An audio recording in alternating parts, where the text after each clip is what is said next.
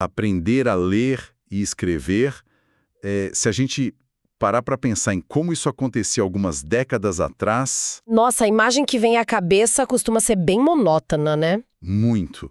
Aquela repetição exaustiva de sílabas, o babé bibobu copiado infinitas vezes num caderno de caligrafia. Uma lousa cheia de giz e muito silêncio na sala. Exato. Era tratado quase como um processo puramente mecânico, sabe? De decoreba pura mesmo. Uhum. Mas e se o ensino da alfabetização fosse completamente virado do avesso? E se em vez de uma tarefa árdua, essa experiência fosse, transformada em uma jornada imersiva? Uma jornada que mistura a contação de histórias, jogos com o corpo inteiro, Robôs de sucatas. sim, robôs, e, surpreendentemente, neurociência de ponta. A investigação aprofundada de hoje é essencial porque o que temos em mãos ilustra perfeitamente essa revolução.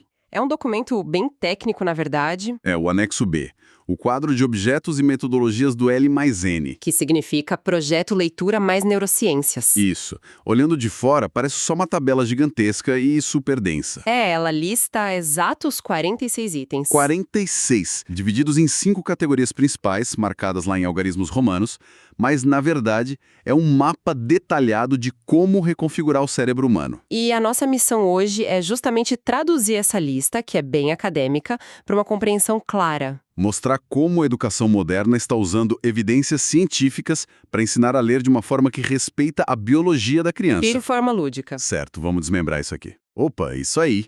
Porque a primeira coisa que chama a atenção logo no início dessa matriz é um bloco com um nome que soa quase como uma tese de doutorado. É a categoria I, né? Exatamente. Está descrito como Material de Avaliação Linguístico Integral e Integrada e de Desencadeamento Translacional do Trabalho. Um título que intimida bastante. Demais. O que isso significa na vida real de uma sala de aula de alfabetização.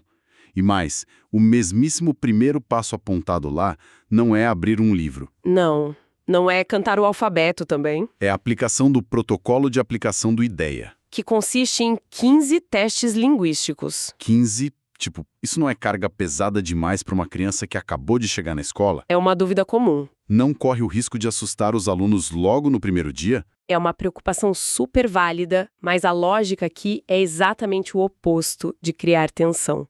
O que é fascinante aqui é notar que o método exige dados concretos antes de qualquer intervenção. Ah, então não tem nota vermelha? Não de jeito nenhum. Esses 15 testes não são provas no sentido tradicional, com pressão. Pense neles como um mapeamento de território. Entendi. O educador precisa saber em que terreno está pisando antes de começar a construir o conhecimento.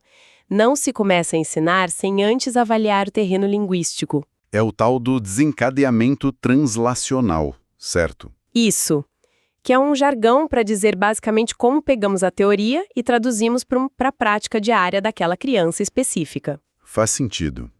Porque se um professor entra na sala e simplesmente começa a despejar letras... Ele está dando um tiro no escuro. Total. Algumas crianças já têm consciência fonológica, Enquanto outras mal sabem segurar um lápis direito ainda. então esses testes linguísticos iniciais permitem entender os gargalos e as facilidades de cada um. Exato, garantindo que as próximas etapas sejam cirúrgicas e não uma perda de tempo. É como não começar a construir uma casa sem antes fazer a topografia do terreno. E uma vez que esse terreno está mapeado, a gente avança para a categoria 2 no documento. Os materiais de desencadeamento do trabalho pedagógico didático. Isso, que são os itens 2 a 7. E é aqui que a gente sai da parte clínica dos testes e entra numa atmosfera completamente diferente. A matriz menciona a criação de um convite para as crianças. Um convite físico mesmo. Sim, e o uso de crachás, a ficha do estudante e a montagem de um quadro da roda de conversa. É uma preparação que soa muito mais como um clube investigativo. Cria todo o ambiente da sala de aula. Mas o que realmente me fez parar a leitura e rir foi o item 5, a introdução de um personagem central logo de cara, o robô Linneu reciclado. Ah, o robô Linneu é maravilhoso. Ele vem até com um manual de orientação e um livro próprio, chamado Linneu e o Enigma das Letras. O que um robô de sucata está fazendo no meio de um planejamento de neurociência? O robô Linneu é, na verdade, uma ferramenta psicológica brilhante disfarçada de brinquedo. Ferramenta psicológica? Sim. Pensa bem, a transição da casa para o ambiente escolar focado na alfabetização gera muita ansiedade na criança. Com certeza. Tudo é muito novo e intimidador? Então, ao introduzir um personagem físico, algo que os alunos podem tocar, olhar e interagir, o método cria um ponto de ancoragem afetiva. Ah, entendi. O robô não é o professor que sabe tudo. O robô é um colega de aventuras que também está ali para desvendar o tal enigma das letras. Que incrível.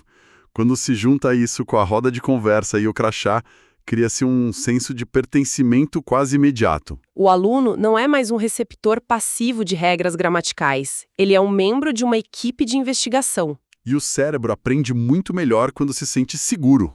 Seguro e engajado emocionalmente. O robô Linneu serve para baixar a guarda da criança. Transforma o espaço num ambiente investigativo. É quase como um cavalo de Troia do aprendizado. A criança acha que está só brincando com o robô, mas na verdade está sendo preparada para decodificar o alfabeto. Exatamente. E essa ideia de investigação nos leva para a próxima fase do documento, que é a categoria 3, materiais de leitura e contação de histórias, itens 8 a 13. E aqui, novamente, o método foge do óbvio, né? Foge muito. A lista vai muito além do texto impresso. Tem orientações para contação, tem uma capa da contação de histórias. Uma materialidade enorme. E o que me deixou mais curioso, que é o item 9. Objetos metafóricos das cenas e personagens das histórias. Esse item é crucial. Eu tento imaginar isso na prática. É literalmente levar uma varinha de condão ou uma miniatura de um sapato para a sala de aula enquanto se lê a história. É literalmente isso. Por que isso é tão importante? Se conectarmos isso ao panorama geral, a gente percebe a importância de trazer a história para o mundo físico. Para fora da página. Isso, a razão neurobiológica para isso é fascinante. Crianças pequenas operam predominantemente no campo do pensamento concreto. Elas precisam tocar nas coisas. A abstração, que é a capacidade de entender algo que não está fisicamente ali, ainda está em pleno desenvolvimento. E a leitura, por natureza, é pura abstração, né? Uma abstração extrema. São linhas pretas num papel branco que significam sons, que por sua vez significam coisas reais. Uma loucura se a gente pensar bem. Então, quando o educador usa um objeto metafórico durante a história, ele está criando uma ponte. A criança segura aquele objeto, sente a textura, vê o volume. A atenção dela é ancorada no mundo real enquanto a mente viaja pela história. E isso facilita imensamente a estruturação da memória e a compreensão. A criança lembra da sequência dos fatos muito mais facilmente porque os fatos tinham um peso nas mãos dela. Dá materialidade à imaginação. E olhando por os títulos dos livros que eles usam nessa fase, dá para notar um tema recorrente. O tema do enigma. Exato. Tem o livro O Enigma, Por que as Crianças Não Aprendiam a Ler. E depois o livro Brinquedo, A Fada Felícia e o Enigma da Leitura. A palavra enigma aparece o tempo todo. As letras são tratadas como peças de um quebra-cabeça. E para resolver isso, a gente chega no item 11. Como trabalhar palavras geradoras linguísticos situadas. Um conceito poderoso. Pelo que compreendi, é a ideia de que não se ensina qualquer palavra solta. É isso mesmo? Vai um pouco além da simples escolha de vocabulário. A palavra geradora é o tijolo fundamental da alfabetização nesse método, mas o sufixo linguístico situada é o que muda o jogo. Como assim? Na alfabetização antiga, ensinava-se V de vaca. O clássico V de vaca. Só que às vezes a criança nunca tinha visto uma vaca na vida, ou não havia nenhuma vaca na história que ela acabou de ouvir. Era um aprendizado totalmente descontextualizado. Aqui, as palavras que vão servir de base para estudar os sons e as sílabas são extraídas diretamente daquela narrativa do robô Linneu. Ou da Fada Felícia. Ancoradas no contexto da narrativa. Isso. O cérebro da criança não precisa fazer um esforço extra para entender o que a palavra significa, porque ela já viveu a palavra dentro da história. A palavra já tem uma carga emocional para ela. E situacional. Isso acelera a ancoragem do aprendizado e a retenção da memória de uma forma absurda. Aqui é onde a coisa fica realmente interessante, porque agora a gente chega na categoria 4, materiais da reciclagem neuronal. Itens 14 a 22. E esse é o coração do N na sigla L+N, neurociências. E confesso que, ao ler essa lista, eu me senti lendo o inventário de uma sala de brinquedos. É um verdadeiro arsenal de jogos físicas. Tem o dado da reciclagem das partes, letras alfabeto móvel, imantado em versões grandes e pequenas, bingo das vogais, bingo das letras do alfabeto. Uma abordagem multissensorial e gamificada. E o mais surpreendente, a inclusão de brincadeiras corporais. O item fala em brincadeira da amarelinha, da leitura do dado, da reciclagem das letras. E seu respectivo portfólio. Espera um pouco. Amarelinha. Como pular no chão ajuda alguém a ler um texto numa página? Essa é a grande sacada. O que reciclagem neuronal significa nesse contexto? Pois é, o que significa? O termo foi cunhado pelo neurocientista Stanislas Dehaene. Ele explica que o cérebro humano não nasceu com uma área dedicada à leitura. A gente não tem um módulo de leitura natural. Não. A escrita é uma invenção cultural muito recente. Verdade. Tem só alguns milhares de anos. A evolução não teve tempo de criar um espaço no nosso DNA só para isso. Então o cérebro precisa reaproveitar áreas visuais e motoras. Literalmente reciclar áreas. Isso. Ele pega uma região do córtex visual que evoluiu para reconhecer rostos ou rastrear objetos na natureza. E a reaproveita para reconhecer as formas das letras. Exato.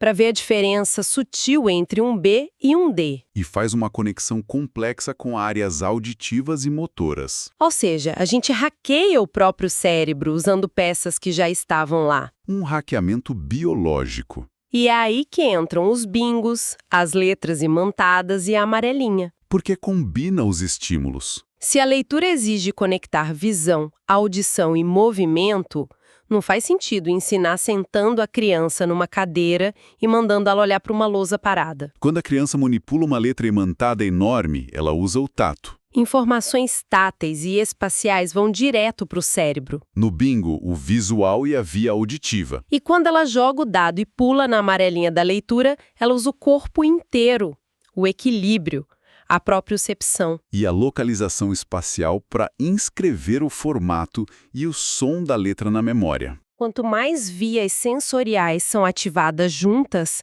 mais robustos são os caminhos neurais criados para a leitura. É impressionante pensar que pular numa casa desenhada no chão está construindo as estradas neurais para ler de verdade no futuro. Muito além de ficar sentado apenas observando. E toda essa preparação multissensorial nos leva para a maior seção do documento, a categoria V. Dos itens 23 a 46. Os portfólios didáticos de gêneros e tipos textuais. E o item 23 dita logo a metodologia de desenvolvimento integral e integrada desses portfólios. Isso levanta uma questão importante sobre a metodologia. Por que tanta ênfase no integral e integrada? Porque o método não ensina apenas o som das letras isolado da compreensão. O método tradicional fragmentava muito, né? Ensinava a família do B, depois do C. E o aluno até aprendia a bater o olho e fazer o barulho da sílaba. Mas não entendia o que estava lendo. O famoso analfabetismo funcional.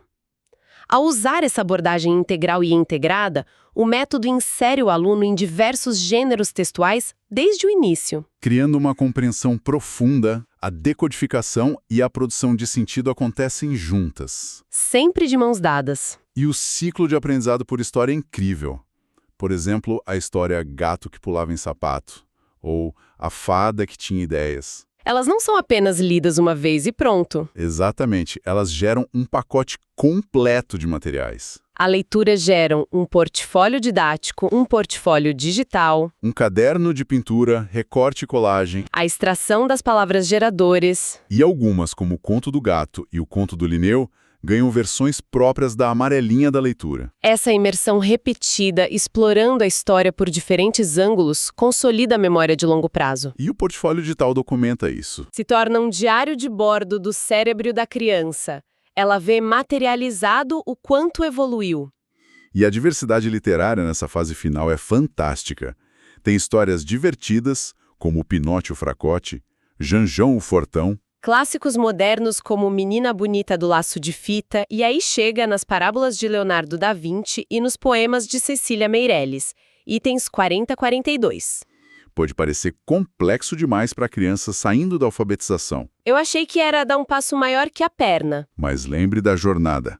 O cérebro foi testado, ancorado emocionalmente com objetos, estimulado na amarelinha. A arquitetura neuronal já está bem sofisticada a essa altura. Ao introduzir a poesia de Cecília Meirelles, o educador oferece o alimento certo para um cérebro que já tem fome de significado. Ela consegue navegar pela metáfora literária com facilidade. Exato. Então, o que tudo isso significa na prática? Que quadro L mais N prova que alfabetizar hoje exige uma orquestração cuidadosa. Começa com diagnósticos precisos pelo IDEA, passa pela criação de um mundo mágico com o robô Linneu, a fada Felícia, os objetos metafóricos. Aplica neurociência através de jogos táteis e motores, como as amarelinhas e os bingos. E deságua nessa imersão profunda e diversificada na literatura, construindo portfólios digitais e físicos. É um trabalho de vanguarda que não tolera mais a passividade do aluno. O que nos deixa com um pensamento final super provocativo, algo para ficar martelando na cabeça da gente depois de processar tudo isso. Com certeza. Se está cientificamente provado que o cérebro humano precisa ser literalmente reciclado através de uma matriz tão complexa de estímulos motores, visuais, auditivos, narrativos e lúdicos, apenas para aprender a decodificar símbolos numa página durante a infância. O que isso diz sobre nós, adultos? Exatamente. Como poderíamos aplicar essa mesma lógica da reciclagem neuronal integrada para aprender habilidades altamente complexas na vida adulta? Em vez de dependermos apenas da leitura passiva, né? Ficar só sentado lendo PDF ou assistindo palestra monótona não parece fazer sentido depois de ver toda essa ciência em ação. Fica aí a reflexão para expandir os horizontes. Agradecemos imensamente a companhia de quem nos escutou até aqui. Esperamos que esta imersão tenha trazido clareza sobre o aprendizado. Até a próxima! Muito obrigada a quem nos acompanhou nesta investigação aprofundada. Continuem sempre explorando como a nossa mente absorve o mundo. Um abraço e até mais!